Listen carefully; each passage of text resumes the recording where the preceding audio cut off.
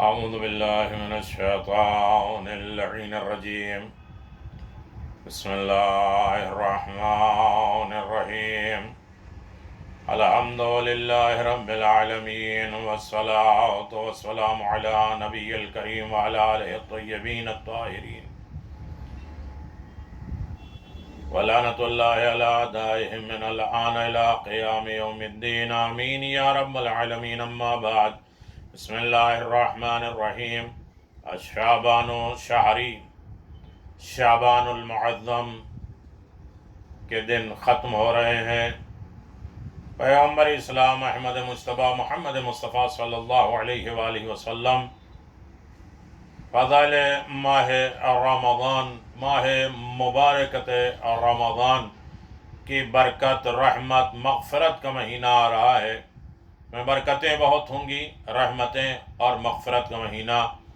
امیر المؤمنین علی بن ابی طالب علیہ السلام سے روایت ہے کہ آپ نے ایک دن رسول خدا صلی اللہ علیہ وسلم سے یہ خطبہ سنا اور ارشاد فرمایا. رسول خدا صلی اللہ علیہ وسلم: ایھا الناس انہ قد اقبل الیکم شہر اللہ بالبرکۃ والرحمۃ والمغفرہ، وشهره عند الله افضل الشهور وايامه افضل الايام ولياليه افضل الايام ليالي وساعة افضل الساعات. تمہاری طرف اللہ کا مہینہ آ رہا ہے. اللہ اکبر. ہمیں استقبال کرنا ہے. اسی لیے رجب اور شعبان میں ہم نے روزے، نمازیں، دیگر کار خیر، اچھائیاں، نیکیاں، لوگوں کے ساتھ میل ملاپ سب کچھ کیا ہے تاکہ ماہ رمضان میں داخل ہونے کا ہمیں کرم مل جائے. اور یہ برکت کا مہینہ، رحمت کا مہینہ اور مغفرت کا مہینہ تمہاری طرف آ رہا ہے. یہ وہ مہینہ ہے جو خدا کے نزدیک سب مہینوں سے بہتر ہے، افضل ہے، جس کے دن باقی دنوں سے بہتر، جس کی راتیں تمام راتوں سے افضل، جس کی گھڑیاں، ساعات، لمحات تمام گھڑیوں سے افضل ہیں. اس میں اللہ کی مہمانداری ہوتی ہے. یہ وہ مہینہ ہے جس میں خداوند عالم نے تمہیں اپنی ضیافت، اپنی مہمان نوازی پر معین کیا ہے، جس میں تمہیں خدا نے صاحب عزت اور عظمت قرار دیا ہے. اور مولا علی فرماتے کہ رسول خدا صلی اللہ علیہ وسلم نے اس طرح فرمایا کہ تمہارا اس مہینے میں سانس لینا تسبیح ہے اور اس میں سونا عبادت ہے. تمہارے اعمال اس میں قبول کیے جاتے ہیں، دعائیں پوری کی جاتی ہیں، پر تم صاف سچی نیت اور پاک و پاکیزہ دل کے ساتھ خداوند عالم سے سوال کرو. اللہ تمہیں اس بابرکت مہینے میں روزہ رکھنے اور تلاوت قرآن مجید کی توفیق عنایت فرمائے. روزہ رکھنے کی بھی توفیق ہوتی ہے، قرآن مجید کی توفیق ہوتی ہے. توفیق کے لیے میں نے بتایا تھا 37 چیزوں کی ضرورت ہوتی ہے. توفیق تزکیہ نفس سے شروع ہوتی ہے، عطا الہی پہ تمام ہوتی ہے.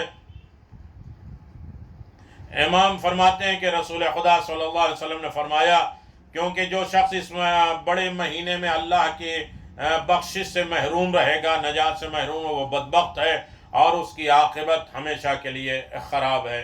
قیامت کی بھوک اور پیاس کا منظر آپ دیکھیں. اس مہینے کی بھوک اور پیاس سے قیامت کی بھوک اور پیاس کو یاد کرو.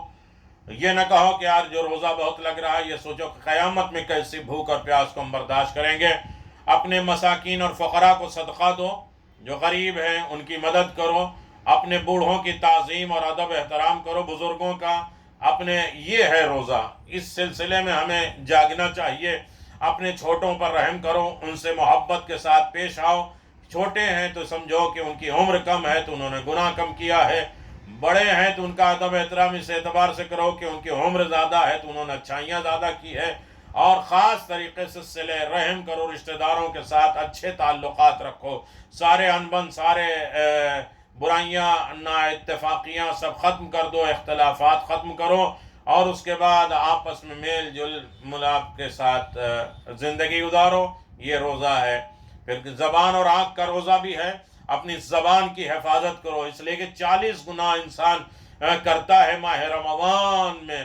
انسان اپنے زبانوں کو دھلتا ہے، اپنے زبان کی ایک ایک خرابیوں کو ایک ایک دن ختم کرتا ہے. یعنی حرام کھانے سے، غیبت کرنے سے، جھوٹ جیسے گناہوں سے بچو اگر روزہ رکھنا ہے.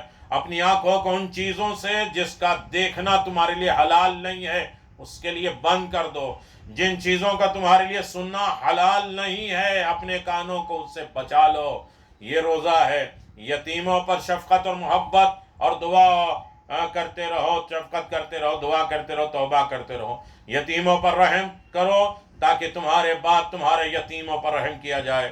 اور پروردگار میں اپنے گناہوں سے توبہ کروں اور نماز کے وقت اپنے ہاتھوں کو دعا کے لیے بلند کروں، کیونکہ نماز کا وقت دعا کی بہترین وقت ہے۔ اللہ تعالیٰ اس وقت اپنے بندوں کے نظر رحمت سے دیکھتا ہے اور ان کا جواب دیتا ہے، اور جب وہ اس سے مناجات کرتے ہیں اور جو اس کو پکارتے ہیں اس کو لبیک کے ساتھ جواب دیتا ہے اللہ، اور اپنے بندوں کو عطا کرتا ہے جب وہ اس سے سوال کرتے ہیں، جب دعا کرتے ہیں تو ان کی دعا قبول کرتا ہے۔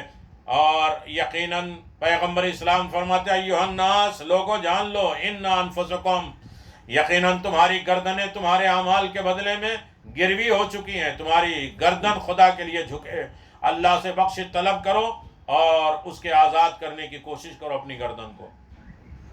تمہاری پشت گناہ کی وجہ سے بھری ہوئی ہے، پیٹھ پہ بوجھ گناہوں کے لدے ہوئے ہیں، اسے زیادہ زیادہ سجدہ بجا لانے کے بعد اسے ہلکا کر لو۔ جان لو کہ خداوند عالم نے اپنی عزت اور عظمت کی قسم کھا رکھی ہے، اس مہینے میں سجدہ کرنے والوں اور نماز پڑھنے والوں کو عذاب نہیں کرے گا، اور قیامت میں انہیں جہنم کی آگ سے نہیں ڈرائے گا۔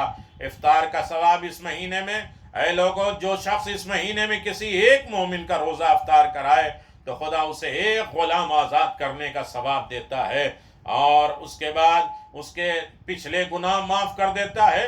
اللہ تعالیٰ پیغمبر اسلام کے اصحاب میں بعض نے عرض کیا کہ یا رسول اللہ، ہم سب لوگ تو اس پر قدرت نہیں رکھتے کہ افطار کرائیں، تو آپ نے فرمایا تم کھجور کے آدھے دانے یا ایک گھونٹ پانی کے ساتھ روزہ افطار کروانے کے ذریعے سے بھی جہنم کی آگ سے اپنے آپ کو بچا سکتے ہو، کیونکہ خداوند عالم یہی ثواب اس کو عنایت فرمائے گا جو اس سے زیادہ کی قدرت نہیں رکھتا ہے۔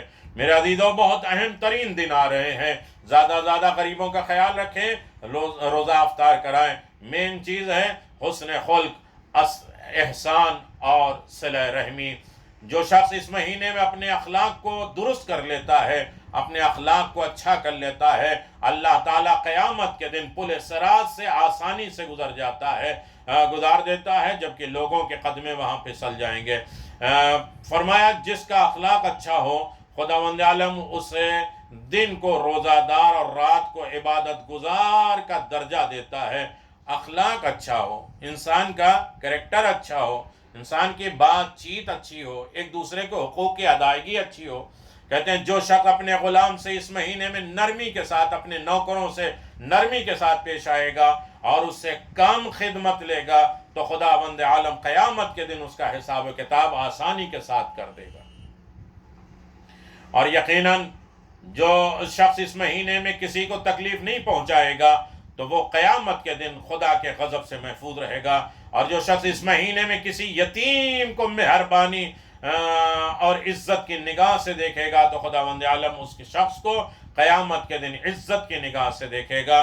جو شخص اس مہینے میں صلہ رحم، رشتہ داروں کے ساتھ اچھے تعلقات کو برقرار، مستحکم اور مضبوط رکھے گا، آپس کے اختلافات کو دور کرے گا، جو لڑائیاں جھگڑے ختم کرے گا، آپس میں میل ملاپ کرے گا، تو خداوند عالم اس پر قیامت کے دن اپنی رحمت نازل کرے گا۔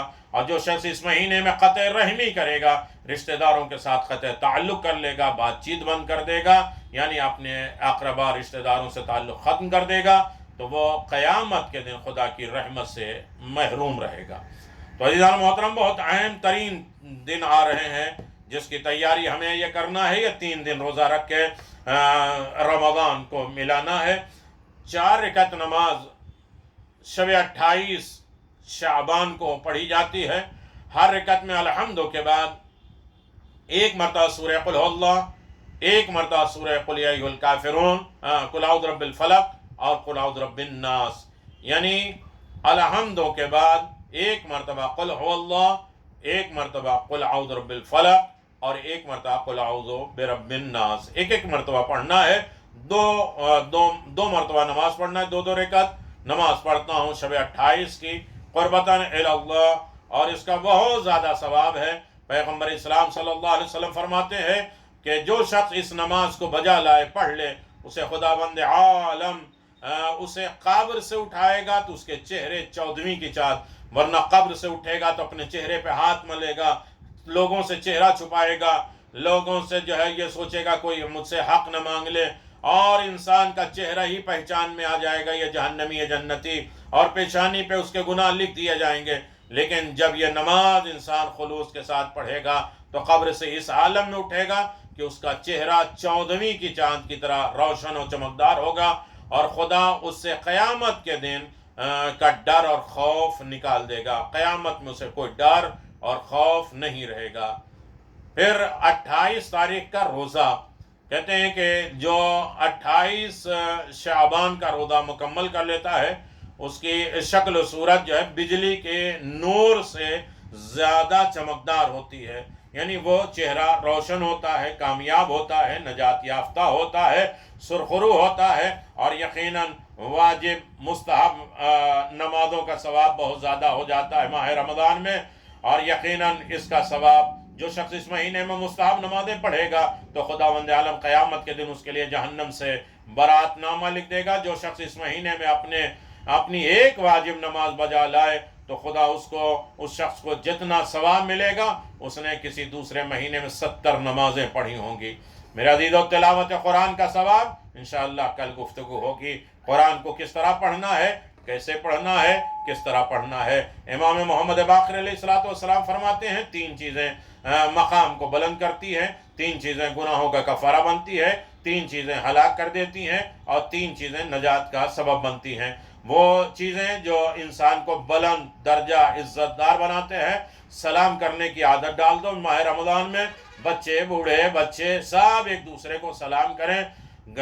کھانا کھلانا، لوگوں کو کھانا کھلانا، اس وقت جب لوگ سوتے ہوں تو اس وقت جو ہے تہجد اور نماز شب پڑھنا، یہ بلندی اور عزت کے علامت ہے۔ وہ چیزیں جو گناہوں کا کفارہ بنتی ہے، سخت سردی میں مکمل وضو کرنا، رات دن میں کی نمازیں بجا لانا، نماز جماعت کی پابندی کرنا، وہ چیزیں جو ہلاکت کر دینے والی ہے، بخیل، وہ بخل جو انسان کے وجود کو حاکم ہو، یعنی انسان اپنی زندگی پہ اپنے اوپر جو ہے کسی کو کنجوس کو اپنا حاکم بنا دے، ہماری سوچ کنجوسی ہو، ہماری خواہشات نفسانی جس کی پیروی کی جائے، اور خود پسندی انسان کو ہلاک کر دیتی۔ وہ چیزیں جو نجات کا سبب ہے، جلوت اور خلوت کے عالم میں خوف خدا رکھنا، کوئی دیکھے یا نہ دیکھے خوف خدا رکھو، اور آسودہ حالت میں غربت اور تنگ دستی میں لوگوں کے کام آ جاؤ، یعنی خود اپنے کھانے پینے کے نہ ہو لیکن پھر دوسرے کے لیے کھانے پینے کا انتظام کر دو۔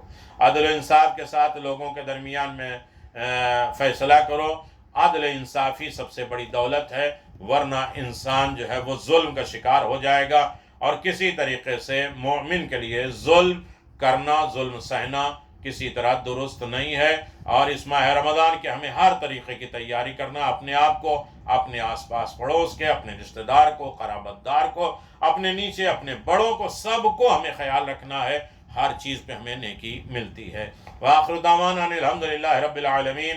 اسے پھر میں گزارش کروں، سبسکرائب کرائیے، دوسروں تک پہنچائیے، تاکہ ماہ رمضان میں بہت سے دروس، بہت سے پیغامات آپ کو براہ راست پہنچ سکیں اور واٹس ایپ کے ذریعے بھیجنے کی ضرورت نہ پڑے۔